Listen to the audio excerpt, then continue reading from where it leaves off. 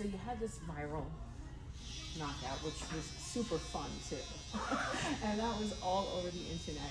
And I'm wondering, after the fight, did that guy say anything to you? He didn't say nothing to me, but he did say stuff online, which I get. You get embarrassed on a platform that's seen by everybody, over 6 million viewers, so I get it, but At the same time, he's crazy though, because like for me, I don't know, maybe because I didn't get knocked out by you, but I was like, if that were me, I'd be like, I probably would have went up to you and said, shit, that was fucking awesome. Yeah. I can't believe you did that, right? From that point on, did you, like, what was your plan after that? Because I know that you said you do have a fight in the works now. Can you tell me a little bit about that? yeah, so I've always wanted to be a champion no matter what, everything that I do. Whether it be my barbering business or any of my other businesses that I have, I always want to compete to be the best in that. So I after that fight, I really realized that, I am as good as I thought I was in reality, and I trusted my coaches and my team in that fight camp. I trusted my hands, I trusted my strength again, and that just made me really solidify in my head that, like, 100% I could be one of the best, especially in this division. Well, was there a time that you had been doubting yourself? I did. After my first fight at 185, I did doubt myself. I went in the back and I even talked to the promoter and I was like, I think I'm done. I think this was it. I don't want to. I'm on a losing streak right now and I just can't seem to get it right. I can't seem to pull it together, and I've had at that point, I think my last 3 fights were decisions that were controversial, like bad, like I had a decision that was overturned in Colorado, that at the time they said I lost, and luckily they overturned it. And then I had one in Las Cruces, in El Paso at heavyweight, and that one, no, that one was KFL. Okay. And that one, I clearly won that fight, and I lost it by the judges. And then I had the one at Fight World, and I lost that one by the judges, so I kind of just started thinking, like, maybe this isn't for me. Maybe this is just a dream that I've had as a kid, and I tried it, and, and it's not it, but I talked to my team and my coaches, and they reassured me that this is for me, and that, everyone goes through these type of things, and at the end of the day, it's amateurs still, and I have a lot to grow, and I have a lot of potential. So hearing that, I got back in the gym, and I really started to push myself, and I started to take it serious, my diet, my lifestyle, everything. And I was like,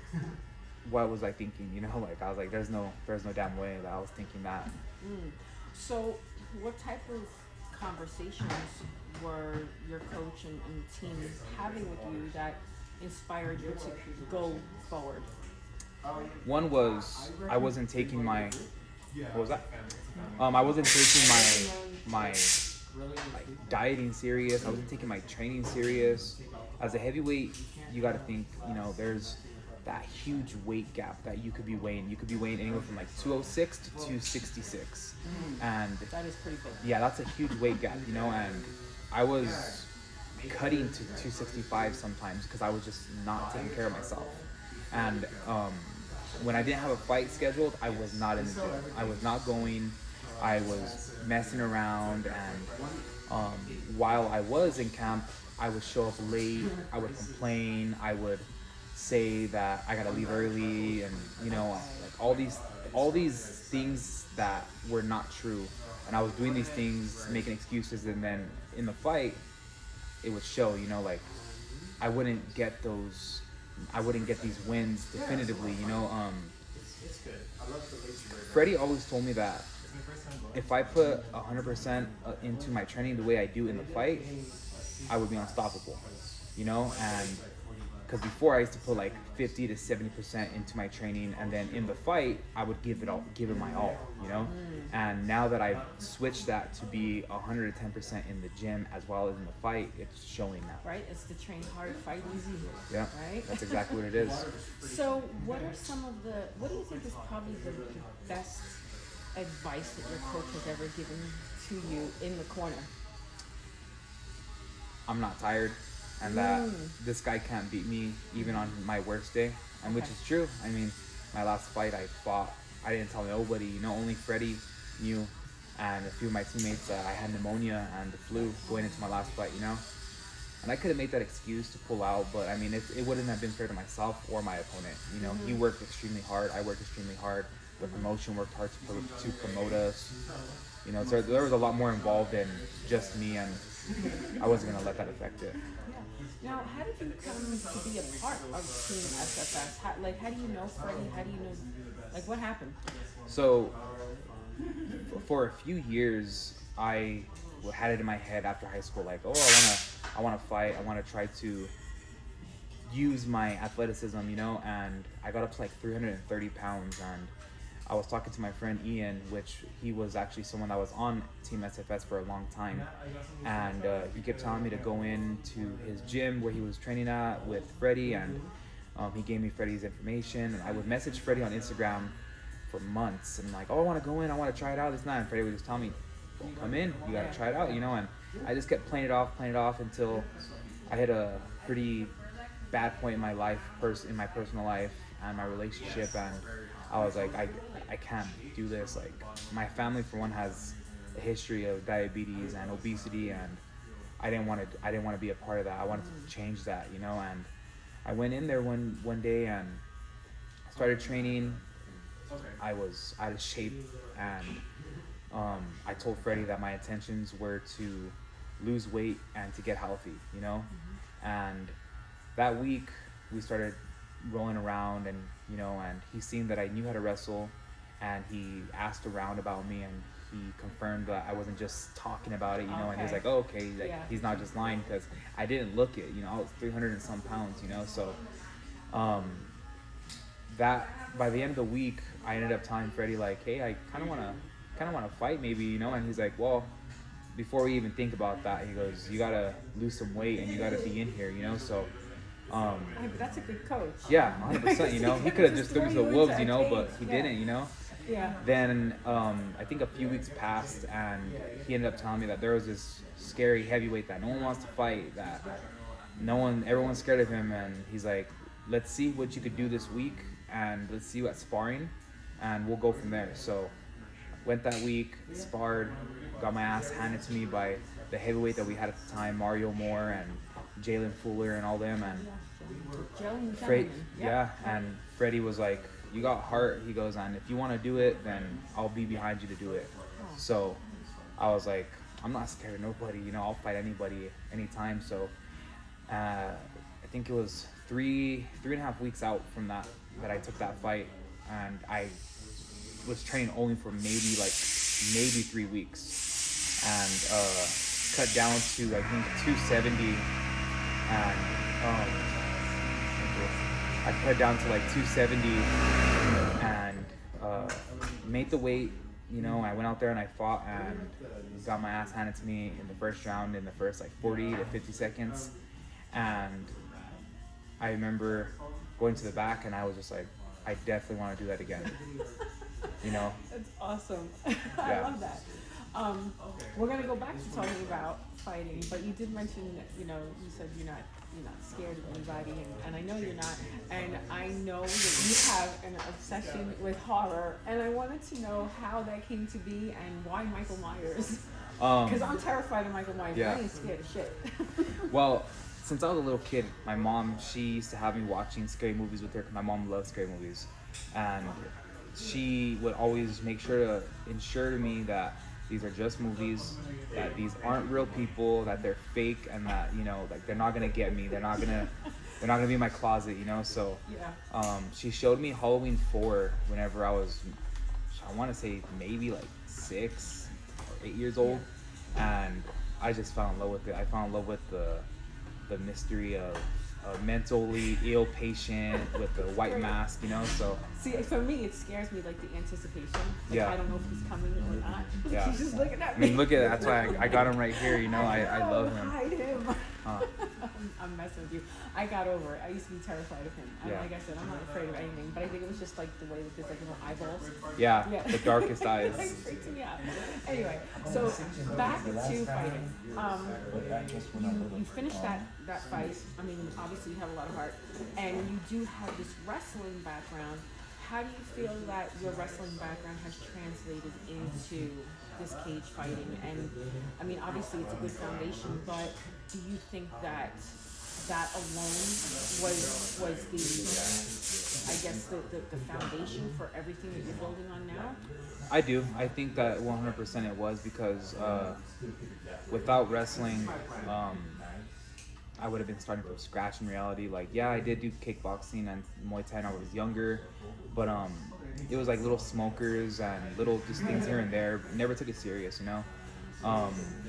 But wrestling 100% mentally prepared me to get through fight camps, because that was one of the hardest times, was high school wrestling practicing. You know, that was tough. And if you're from Albuquerque and you are familiar with West Mesa wrestling, back in the 90s, our team was badass, you know, and my coach was one of them, you know. Yeah, My coach I've was heard one of of them. I've heard of West Mesa though. And Yeah. it's an amazing wrestling team. I have heard of them, and I'm not from here. So. Yeah. But now, for all of your training camps, and I guess just your regular training, you're incorporating everything, right? You're incorporating some wrestling, jiu-jitsu, boxing. Is there anything else that's added into the mix? Yeah, Muay Thai, kickboxing, everything, you know. So full all around. You know, we have coaches that are pretty well rounded in their respective martial art, you know. And now, you did say that you have a fight coming up. I know you can't really give details or anything like that, but when is it supposed to be? August 30th at Isleta Resort and Casino. Okay, and then I guess when everything is set in stone, the tickets will go on sale. And Yeah, we can so update. my contract is signed already. I signed it a few weeks ago, but I'm not allowed to announce it until they announce it. But it will be August 30th at Isleta Resort and Casino, and I should have tickets in hand probably at the end of this month. Okay. Now, you do a lot of other things, and I definitely want to cover that, because I think my research has shown me that you've won numerous awards. Yeah. Barbara Gabe, tell me about winning the awards. What does that even entail? I mean, because as a woman, I don't go to a barber. Yeah. So I'm how did that come to be that you were winning these awards? What does it mean to you? Obviously, you are a pillar of the community, right? And I also saw that you had something called I think it was like something barber fades. It's like a competition that you do. No, my brand Barbers R Us. Barbers R Us. So Yeah. what is that? That's separate from here. Yeah, so Okay.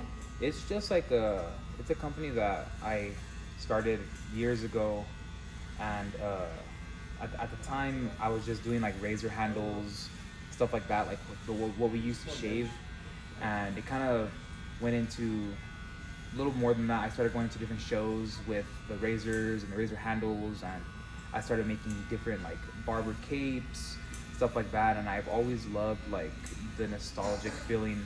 So that's why the brand looks like Toys R Us, Yeah, you I know, saw that. and Yeah. you can look at this Yeah. here. No, show us all. Yeah. I actually have that on right now too. Okay. The brand has been something that has helped me kind of promote my business, myself, and kind of help out people in the process too, you know, because I kind of have it to where everyone in my shop gets everything that I have for free as long as they promote it, you know. So, excuse me, it kind of incentivizes them to promote it if they get it for free, you know. So, I have that. Then what else? Well, it seems like you are a pillar of the community, though, and I mean, when I mention your name, people know who you are, and I was wondering, what does that mean to you? Like, did you expect, you know, when you were in high school wrestling, did you expect it to turn into all of this? I will say, yeah, I did. I've always been very cocky and very confident growing up. I always was, um, and I just always knew that I was different from my family and the like, just everything with that. I knew that I was always gonna do something great, whether it be barbering or my fighting or anything. I just knew that I was different from everybody else, and I just have a different drive, and it shows. Yeah, it does. And so now combining your business, your entrepreneurship, and fighting, how have you managed to blend them both together, or how have you managed to, I guess, determine which part is going to get more time at any specific period of time? How do you do that?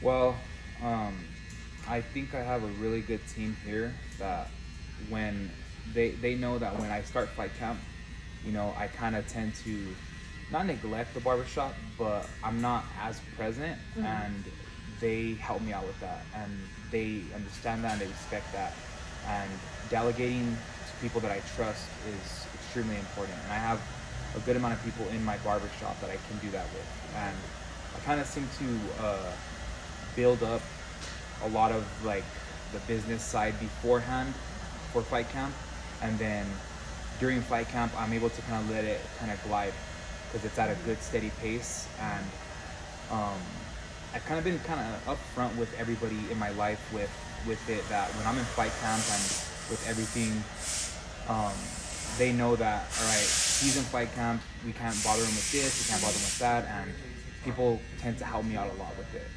So, I mean, it sounds like you definitely have an amazing support network, but you've also have set a certain set of boundaries, Yeah. per se, and, obviously you have trustworthy people, so that definitely makes for a very well-rounded approach to everything that you're trying to do and everything that you are actually doing. Do you have anything that you want to tell anybody in the fight community? Do you want to call anybody out? I know you'll fight anybody anytime, any place. I know you will, but is there any names that might pop out? Honestly, no. Okay. Whoever is above me in the rankings, I guess you could say. Okay. Where do you see yourself taking this, though, 2 or 3 years from now? 100%. Everyone, it sounds cliche. Everyone's like, oh, I want to be in the UFC, this and that, because that is the ultimate goal. That is the top promotion. I would 100% love to be in the UFC. That would be my dream. I know my parents would love that. They would see that and they would be so proud of me. And that's something that I want to make people that love me proud of, and make myself and that little kid proud of. Because you go on my Facebook, you go back years and years, you'll see me fighting in the streets, doing street fighting, and taking pictures wearing UFC gloves, going to UFC events, and I'm gonna have to take a look. You're gonna have to post some up. I got you. Absolutely. So your parents are obviously very supportive. You have a brother. Yeah, I have 3 brothers. You have 3 brothers. Yeah, I'm the second oldest. Second oldest. And what is that like, having brothers? Like, do they ever want to spar with you and do things like? Is there like bloodbaths? Because no. Sometimes guys. My little brother will do it because he's pretty tough. Okay. He was a very reserved, very very sweet kid growing up, but I was very mean, honestly, to him growing up. I can't even picture you. Oh no, I'm a very mean person. Okay, but you're honest too. Then. Yeah, I will say I am a bully. Oh. To an extent, I wouldn't bully people that were not that couldn't protect themselves. I would actually protect people like that. Like I was never like that in school. Okay. But like I was a very mean person. But my little brother, he's tough now and he's not scared of nobody either. But my other brothers are not really fighters at all. My older brother is not a fighter. He's not aggressive. My baby brother, he's not a fighter. He's not aggressive. My little brother is probably the only one that I would say is someone that's tough and will, that will want to fight. And what do they all think about what you're doing? Oh, they love it, and I hope that they see that as an example to want to do something great, whether it be in their own way or not. I hope that I make them proud, and I put that I give a good example for them and my nieces and my nephews and my daughter. So yeah, what does your daughter think? She likes it. She was able to go to my last fight. Um, I just know her and my girlfriend get very nervous and anxious at my fights, which I can only imagine. And it sucks to say that like she fell in love with someone that is like this, that loves to do this, but it's who I am. It's in my blood. My dad used to love to fight. My dad was a wrestler in high school, so it's in my blood, and it's something that I'll never get rid of. And how do they help you through your training camps? I don't have to do stuff in my house. I don't have to worry about nothing like that. You're just cruising. Yeah. Life is just cruising. When it comes to my home life, everyone has issues. Everyone has those normal issues, but like I get taken care of. I don't have to worry about nothing when it comes to my house. I might hear something here and there, but like other than that, my home life now especially is super, super great and super supportive. My dad, he's if you're familiar with me, you'll see my dad with me at my fights. My dad takes me to my weigh-ins, sits there with me all day, takes me to get dropped off for my fight. And you'll hear and see my family. They're not small; they're big people, and you'll see them with the SFS on. I've been there. Yeah. I've seen them. I've heard them. Yep. Is there anything that you want to tell your team, your coach? I have another question that I want to ask after, but is there anything that you want to say to them specifically? I'll speak to the camera. I want to say thank you to all my coaches and my teammates for always believing in me and always pushing me to be the best that I possibly could be, and never giving up on myself, on me when I was giving up on myself. Now, before we close out, you have a distinct walkout style with Madonna. Can you tell me a little bit about that? If you know me, I love old school music. That's like the 80s, even older than that. But I love Madonna, and that song, when I hear it, it's exactly what it says. Into the groove.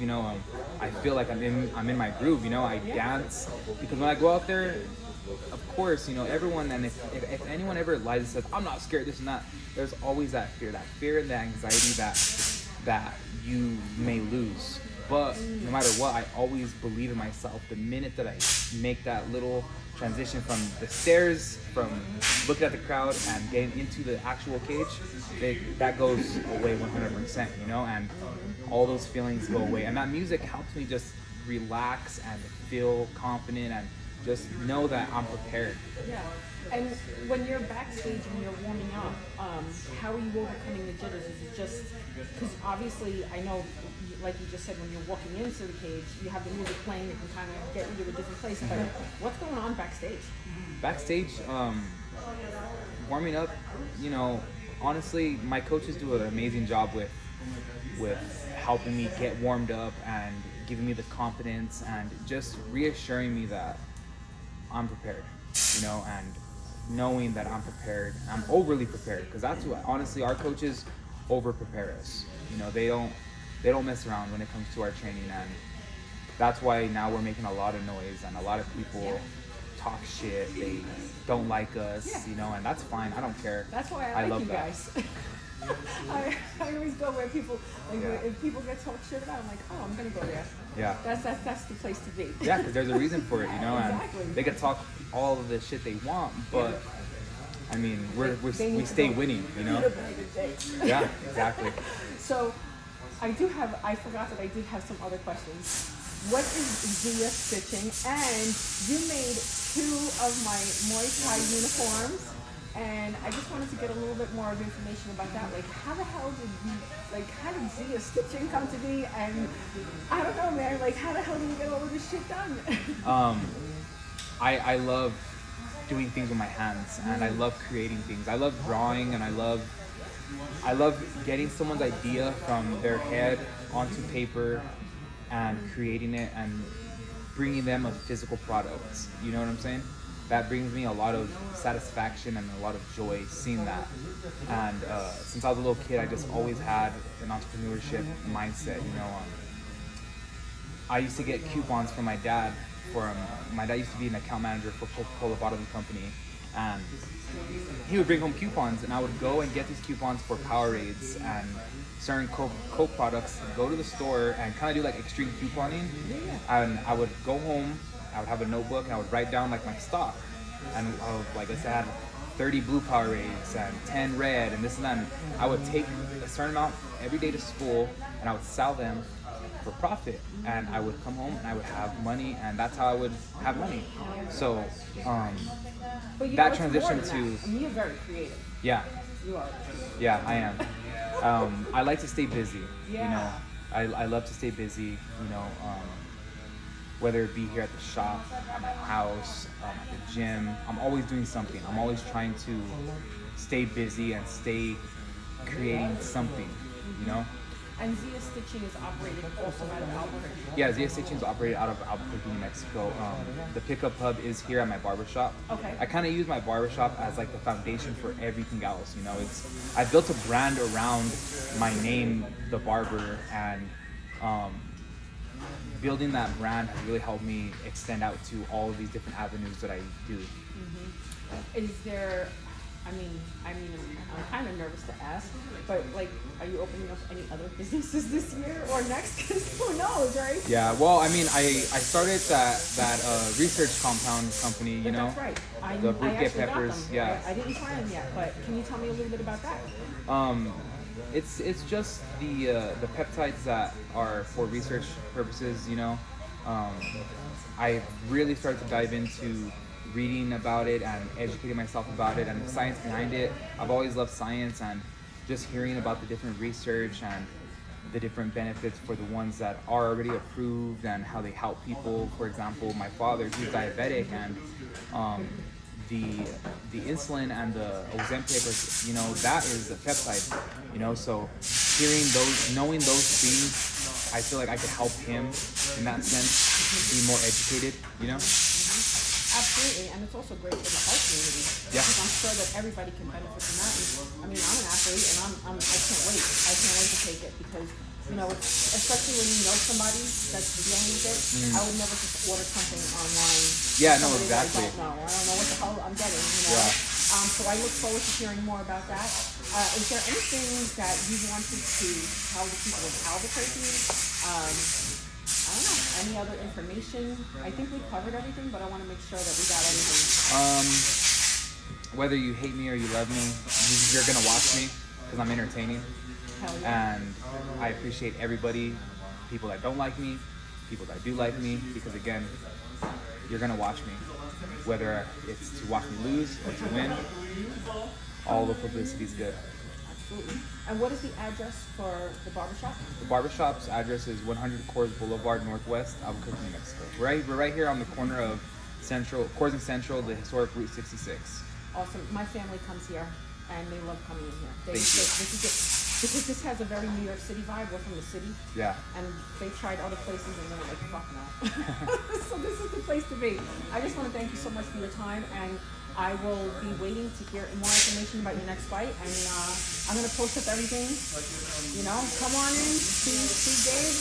Thank you, I appreciate it. Don't forget, if you can, take a minute to vote for us for Best Barbershop in Albuquerque at abqthemag.com. I'd appreciate it. Barber Gabe Spades LLC. Thank you so much. Of course, thank you.